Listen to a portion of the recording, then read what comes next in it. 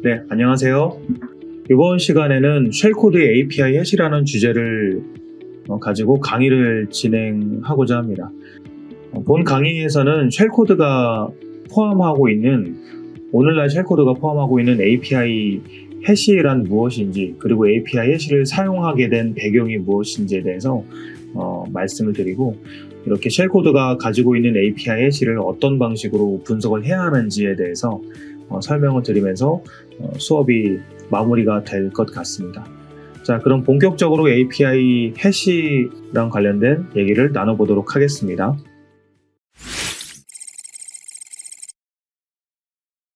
API 해시의 기본 개념과 셀프 바인딩에 대한 얘기를 할 텐데요.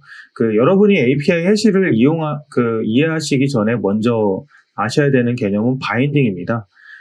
이 바인딩이라는 개념은 실제 공격에 사용되는 개념은 아니고요. 실행 파일이 메모리 매핑될 때 로더에 의해서 받는 서비스가 바인딩입니다. 좀 더 구체적으로 얘기를 해드리면 지금 여러분들이 보시는 왼쪽에 있는 이 내용이 스토리지입니다. 그리고 오른쪽에 있는 네모가 이제 메모리인데요. 스토리지에 있는 이 실행 파일이 더블 클릭이 되고 메모리에 매핑이 된다고 가정할게요. 실행 파일은 이제 메모리 매핑이 돼서 올라가는데 이때 메모리 매핑을 수행을 해주는 프로그램이 로더가 되겠습니다. 이 로더라는 프로그램은 실행 파일에 있는 임포트 정보를 분석을 합니다. 이 임포트 정보 안에는요, 실제 DLL 이름과 함수의 이름들이 써 있고요. 자료 구조 형태로 존재하고요. 이 DLL 이름과 함수를 이용을 해서 로더라는 프로그램은 추가로 이 실행 파일에 같이 일을 하게 될 라이브러리들을 로딩을 시킵니다. 이 라이브러리들의 정보가 무엇인지를 알 수 있으려면 로더가 이 임포트 정보를 분석을 해야지만 알 수 있는 거고요. 그리고 실행 파일 입장에서는 결국엔 일을 하기 위해서는 함수를 호출해야 되는데 실행 파일도 처음에 당연히 함수의 주소값을 모릅니다. 개발자가 어떻게 메모리상의 향후에 올라갈 함수의 주소를 미리 알겠습니까? 그래서 실행 파일이 스토리지 안에 존재할 당시에는 IAT라는 테이블에다가 이게 임포트 어드레스 테이블인데요. 이 테이블 위에 사전에 이제 주소값을 넣어놓거든요. 이 주소값은 함수의 이름을 포인팅하는 주소값입니다. 그래서 이 함수의 이름들은 임포트 섹션 어딘가에 존재하겠죠. 그래서 이제 임포트 섹션 어딘가에 존재하는 함수의 이름들을 참조하고 있는 테이블이 IAT인데요. 메모리에 매핑이 된 이후에는 로더에 의해서 실제 이 IAT가 재구성이 됩니다. 즉 오버라이팅이 되는데 함수의 이름을 가리키는 게 아니라 실제 주소의 위치를 가리키게 되죠. 이런 식으로. 그래서 이 작업을 로더가 이제 주체해서 수행을 하는 거고, 이 작업을 우리는 뭐라고 부르냐면 바인딩이라고 부릅니다. 이 바인딩이라는 작업은 실행 파일이 실행을 하기 위해서 함수로 호출하면서 일을 하기 위해서는 필수적으로 이루어질 수밖에 없는 로더의 서비스인데요. 이 바인딩이라는 작업을 수행을 하기 위해서는 두 가지 함수가 필요합니다. 즉 로더라는 이 프로그램은 두 가지 함수를 이용해서 바인딩을 수행을 하는데, 첫 번째가 로드 라이브러리라는 함수고요. 이 로드 라이브러리라는 함수는 말 그대로 DLL, 라이브러리를 메모리에 매핑시키는 함수인데 이 함수한테는 DLL의 이름이 파라미터로 전달이 돼야 합니다. 그리고 두 번째로는 getProgAddress라는 함수가 필요합니다. getProgAddress라는 함수는 파라미터 값으로 DLL의 핸들 값을 받아야 하고요. 두 번째는 주소 값을 얻고자 하는 함수의 이름을 파라미터로 받아야 합니다. 그래서 이 두 개의 함수가 이제 호출이 되면서 실제 IAT가 재구성이 되는 거죠. 즉 로더는 바인딩이라는 작업을 수행을 해서 IAT라는 테이블을 오버라이팅하고 재구성한다, 이렇게 이해를 하시면 크게 무리가 없겠습니다. 그럼 이런 바인딩 작업은 어쨌든 간에 실행 파일이 최초에 실행이 될 때 그 단계에서 로더에 의해서 수행이 되는 거지 않습니까? 근데 이제 우리가 쉘코드 입장에서 바라보죠. 쉘코드는 불청객입니다. 쉘코드는 갑자기 이제 메모리 공간에 익스플로잇에 의해서 혹은 공격자에 의해서 로딩이 될 텐데요. 이 쉘코드 입장에서도 일을 하기 위해서는 함수를 호출할 수밖에 없죠. 자기가 아무리 날고 기어도 결국에는 운영체제한테 서비스를 부탁하는 거거든요. 그래서 운영체제에 DLL에 존재하고 있는 이 함수들의 주소를 확보를 할 수밖에 없겠고요. 그렇다고 로더가 그 바인딩 작업을 도와주진 않겠죠. 그래서 어쩔 수 없이 쉘 코드도 바인딩 작업을 수행을 해야 하는데, 이걸 우리가 뭐라고 부르냐면 스스로 바인딩을 한다고 해서 셀프 바인딩이라고 부릅니다. 그래서 셀프 바인딩을 수행하기 위해서는 당연히 이 쉘 코드도요, 여기 있는 함수들을 쓸 수밖에 없습니다. 그래서 이 쉘 코드는요, 셀프 바인딩이라는 작업을 통해서 함수의 주소 값들을 파악을 해서 별도의 테이블에 이제 유지를 시키는데요. 여기서 이제 문제가 발생하죠. 실제 바인딩 작업을 수행하기 위해서는 어쩔 수 없이 쉘 코드도 DLL의 이름을 알아야 되고요. 첫 번째로. 그리고 이제 함수의 이름을 알아야 됩니다. DLL의 이름을 왜 알아야 되냐면요. 자, 보세요. getProg 어드레스의 getProg 어드레스를 호출하려면 DLL의 핸들 값이 첫 번째 파라미터로 필요합니다. 함수의 이름은 이제 쉘 코드가 가지고 있다고 하더라도 DLL의 핸들은 안 가지고 있죠. 때문에 함수는 DLL의 핸들 값을 얻기 위해서 로드 라이브러리라는 함수를 호출을 해서 그 리턴 값을 DLL 핸들 값으로 입력 값으로 주게 됩니다. 그럼 로드 라이브러리 함수한테 인풋 값으로 줘야 될 건 DLL의 이름이 될 거고요. 그 리턴 되는 값은 DLL의 핸들인데, 이 핸들이라는 것이 어려운 개념이 아니라 DLL의 이 로딩이 된 메모리의 이미지 주소예요. 베이스 주소입니다.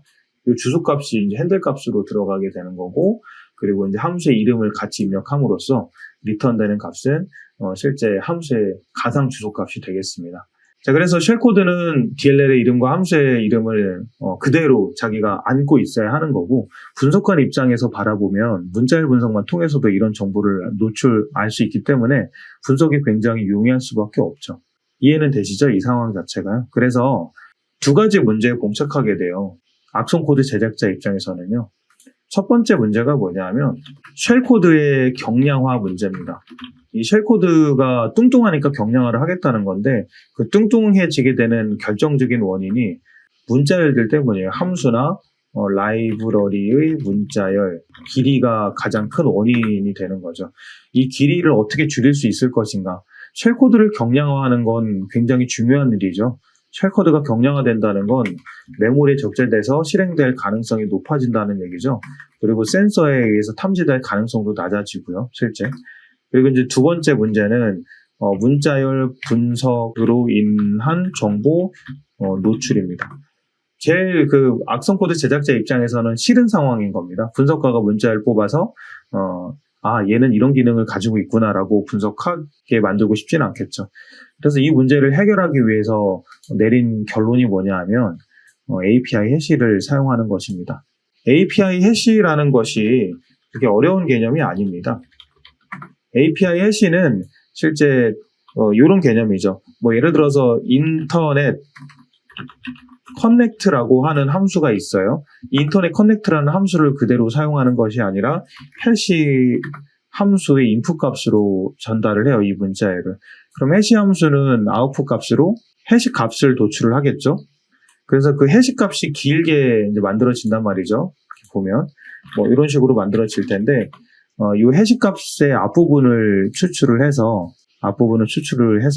예를 들어서 지금 우리 케이스에서는 SK, HJ, ST, KJ라고 가정을 하겠습니다. 이 정도의 문자열만 뽑아서 이걸 API 해시로 쓰는 거죠. 그래서 지금 어떻게 보면 오늘날의 쉘 코드는요, 이런 패턴을 가진 정보를 여러 개를 가지고 있는 거예요. 자, 여러분들 분석가 입장에서 문자열 뽑아서 이런 데이터를 얻어봐야 실제 이게 인터넷 커넥트 함수인지 무엇인지 알 수가 없죠. 그러니까 공격자 입장에서는 이 두 가지 이슈를 다 해결하게 됩니다. 문자열의 길이, 데이터의 길이도 짧아졌죠. 그리고 이제 두 번째로는 경량화됐고, 두 번째로는 이제 정보가 유출되는 상황을 이제 막게 됐죠. 그래서 이제 분석가 입장에서는 이 상황을 이제 어떻게 해결을 해야 되느냐가 문제인 건데, 그 해결 방법이 생각보다는 되게 단순한 거예요. 해결 방법이 뭔지 아십니까? 이런 방법입니다. 실제 이제 이 딕셔너리 어택 여러분 잘 아시죠?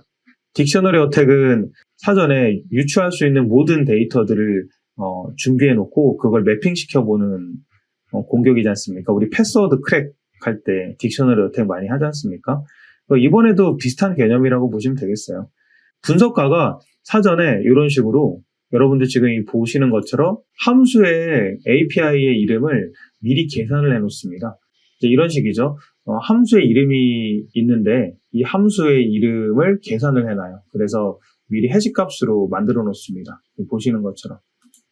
해시값을 이렇게 만들어 놓고 이 테이블 정보를 쉘코드에 매핑을 시켜서 비교합니다. 쉘코드에는 해시가 들어있으니까 그 해시와 매핑이 되면 이 함수는 인터넷 리드 파일이구나, 뭐 이 함수는 무슨 함수구나 라고 이제 이해를 할 수가 있겠죠.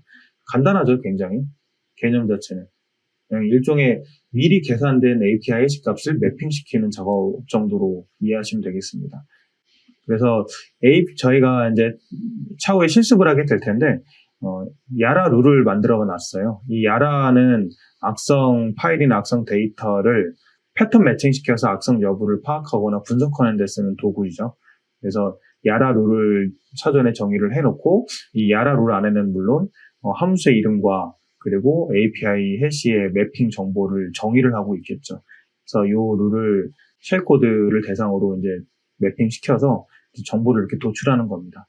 그러니까 우리가 스트링스라는 툴을 예를 들어서 문자를 추출을 해서 분석을 해도 얻지 못하는 정보를 이런 식으로 미리 계산된 API 해시 테이블을 이용을 해서 정보를 이용해서 함수의 목록을 뽑아낼 수가 있겠죠.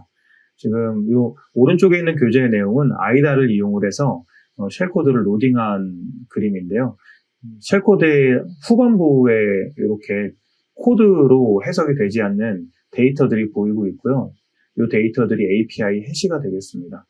API 해시만 봐서는 사실은 우리가 함수를 알 수가 없잖아요. 근데 이 API 해시에 대한 매핑 야라 룰을 이용을 해서 함수 이름들을 이렇게 추출을 할 수가 있겠죠. 네, 이렇게 함으로써 이제 기능을 파악하게 되는데, 이제 요건 제가 생각하는 이 쉘코드의 기능입니다. 보니까 인터넷에 접속을 해서 데이터를 가져오는 것으로 보이죠. 그래서 인터넷에서 데이터를 가져온 이후에 가상주소 공간에 할당받은 임시 메모리에 힙입니다. 버추얼 얼로그는 힙을 할당하는데 그 공간에 인터넷에서 가져온 데이터를 로딩시킵니다. 그게 DLL일 수도 있고 뭐 아니면 기계어 코드일 수도 있습니다만 무엇인지는 알 수 없죠. 그 이후에 이제 실행을 할 것 같아요. 이런 식으로 API 목록만 보더라도 실제 쉘코드의 기능을 유추할 수가 있겠죠. 어떻습니까? 이제 API 해시에 대해서 이해가 되실까요? 내용을 좀 정리를 해보면 여러분들이 본 수업에서 잊지 마셔야 될 키포인트는 3가지입니다. 첫 번째는 일반적인 실행 파일이 메모리 로드될 때 로더가 수행하는 바인딩이라는 작업이 뭔지를 이해를 하셔야 됩니다. 바인딩을 왜 해야 되는지를 아셔야 돼요. 주소값을 알아야, 함수의 주소를 알아야 함수를 호출하고 일을 할 수 있기 때문이죠. 그럼 이제 바인딩을 수행해주는 주체는 원래는 로더 프로그램입니다. 한편 쉘코드는 이제 두 번째 키포인트입니다. 쉘코드는 이제 경량화를 해야 되고 함수의 라이브러리 문제를 노출 피해야 하는데 이런 문제가 발생하는 이유가요. 실제 라이브러리의 이름과 함수의 이름들을 문자열로 가지고 있기 때문이죠. 그래서 이 문제를 해결하기 위해서 API 해시를 사용을 하게 된다 이 얘기고요. 우리 분석가 입장에서는 그럼 API 해시를 어떻게 분석해야 되느냐인데 API 해시를 미리 계산한 정보를 가지고 매핑을 시켜서 함수의 정체를 이제 파악한다는 거고요. 한마디로는 딕셔너리 어택이죠. 여기까지가 제가 드릴 얘기입니다. 내용은 충분히 이해하셨을 거라고 보고요. 오늘 수업은 여기까지 하고 다음에 다시 뵙도록 하겠습니다.